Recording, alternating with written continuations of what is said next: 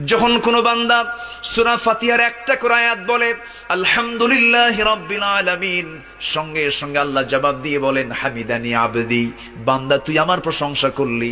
আর রহমানির রহিম যখন বলে আল্লাহ বলেন আসনা আলাইয়া আবদি।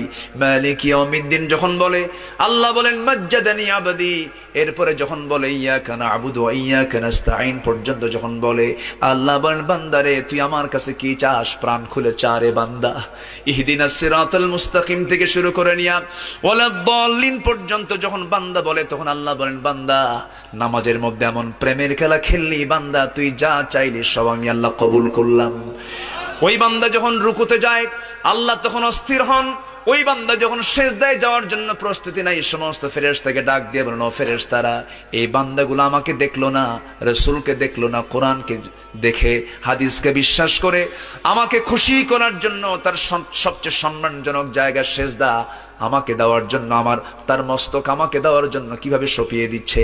ও বান্দা ওই ফেরেশতারা তোরা সাক্ষী থাক, এই সমস্ত বান্দার জন্য সকল জাহান্নামের দরজা বন্ধ করে 8টা